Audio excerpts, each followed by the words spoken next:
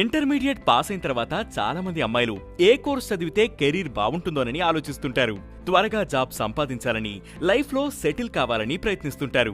అలాంటి వారికి నర్సింగ్ కోర్సులు చాలా బెస్ట్. ప్రస్తుతం నర్సింగ్ ప్రొఫెషనల్స్ కు మన దేశంతో పాటు విదేశాల్లోనూ విపరీతమైన డిమాండ్ ఉంది.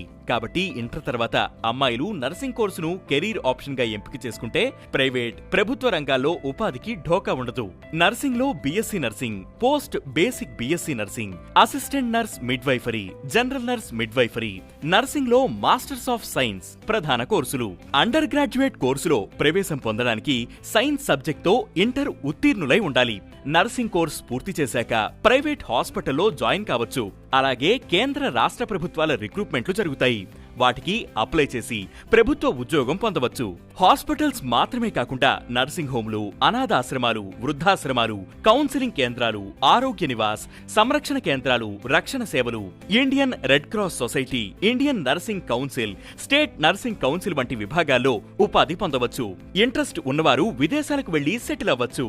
ఇది కాకుండా ఇంటర్మీడియట్ బైపీసీ విద్యార్థులకు BDS, BAMS, BHMS, BUMS, BNYS, BVS and AH, agriculture, physiotherapy, pharmacy, biotechnology, bioinformatics వంటి కోర్సులు కూడా అందుబాటులో ఉన్నాయి. ఇంటర్మీడియట్ బైపీసీ తర్వాత తక్కువ కాల వ్యవధిలో ఉద్యోగావకాశాలు అందించేవి పారామెడికల్ కోర్సులు.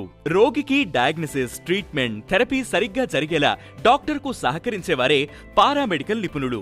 ఆరోగ్య రంగంలో పారామెడికల్ నిపుణుల అవసరం రోజు రోజుకు పెరుగుతోంది. ఇవి కాకుండా medical lab technician, diagnosis technician, ECG technician, blood banking technician, anaesthesia technician, cardiology technician,